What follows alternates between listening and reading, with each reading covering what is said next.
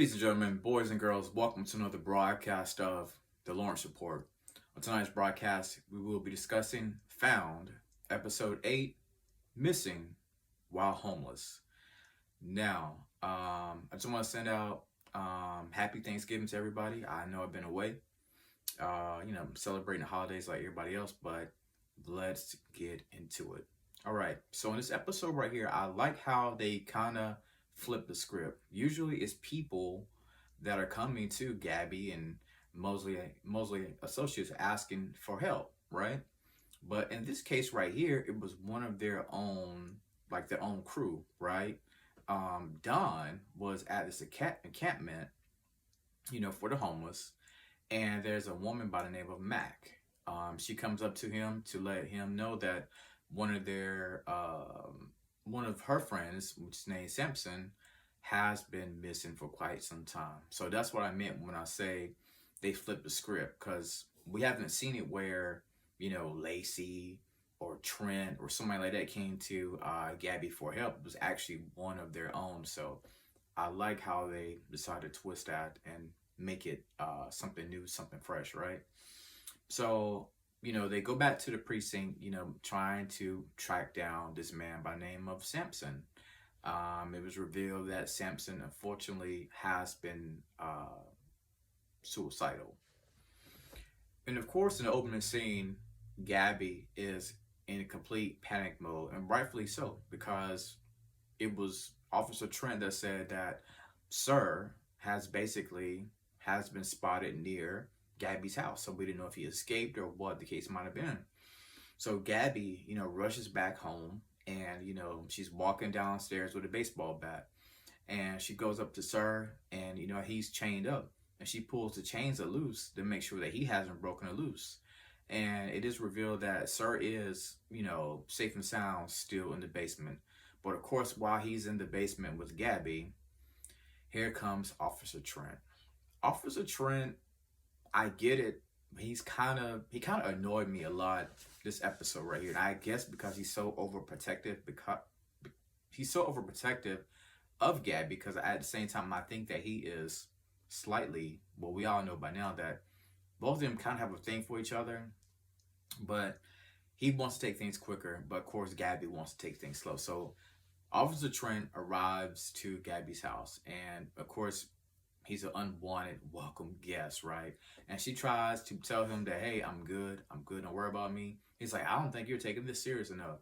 So like any unwelcome guest, he decides he wants to stay and talk things over with Gabby just to make sure she's good. So like usually, Gabby and Sir end up teaming up on the case together, right? And basically Sir is able to crack some of the things that's going on with Sampson due to his tattoos, right? There's one that was talking about, a beetle that held some significance of, trying to track down Sampson, because the tattoos basically were talking about a son and the wife and just like family things, right? And while Gabby and Sir are in the basement, he's like, tell me that you love me. Tell me that you like me. Like, he's saying all this crazy, obsessive stuff to Gabby, which is out of this world. And now, more than ever, we all know, we've been knew this from episode 1, right? That this dude right here, Sir, is a complete sicko in the head. He's obsessed with Gabby. And at the same time, while he's saying, I want you to say you love me, fortunately, Gabby does end up saying it, but her eyes are completely filled with tears, because she's like, I can't believe this guy is asking me to do this, to say these things right here. But of course, she has to do this because Lacey comes over, right? Lacey is like, well, I can't sleep, and she just comes straight through the door, and Gabby's like, wow, like, who else is coming over to my house? I'm trying to keep the secret about Sir safe and sound, but all these people keep coming. Keep in mind, Trent was there, and now we got Lacey, right? And Sir, he's like, when he's saying these things, eventually he's eating, right? And Gabby ends up poisoning him, basically puts him to sleep for a while to keep his mouth shut while Lacey is staying in the house. So yeah, Lacey comes over and Lacey's like, "Well, I'm scared. I can't sleep by myself, right?" So while but basically said, "I don't want to stay by myself, right?" Because she realizes that Gabby has a whole house by herself. That hey, I can just go to my coworker's house, right? Because I'm still scared about Sir potentially being on the loose. So while Gabby walks up the stairs, Lacey sees the three locks on the doors, and for Lacey, it is a mental trigger because she remembers that three locks are something that kept her away from her family as well. And Lacey asks Gabby, like, "Hey, what's in the basement?" Of course, Gabby is filled with tears, and Gabby tries to flip the script. She tries to basically ignore what Lacey's talking about and talk about Samson, like how she knows how these tattoos could be a potential key in us rescuing Samson, right? So Mac and Don, while all this stuff is going on with Sir, Mac and Don, they end up holding a press conference, right? Because it is revealed that, Mac kind of has feelings for Samson. And so they hold this press conference and she's like, hey, if you're out there, Samson, I want you to know that you are loved. And we want you to get through this. We want to help you get through this traumatic situation. So at this point, it seems like the case with Sir, because they said that he was potentially missing. And Officer Trent pulls Gabby to the side. He says, we think we found Sir in a strip club. Now, out of all the places, why would Sir want to be in a strip club? Well, I guess he wanted to see. I guess Sir wanted to throw a couple singles out and get some chicken wings while he was in the strip club. They say that the strip club has some of the best chicken wings. That's what I heard. Anyway, so again, Officer Trent was doing everything he can to find Sir. So he goes on this ghost hunt, unfortunately, to find Sir in the strip club, but it ends up being false. And with this case with Samson, I feel like this case right here kind of had the whole team stumped for a while.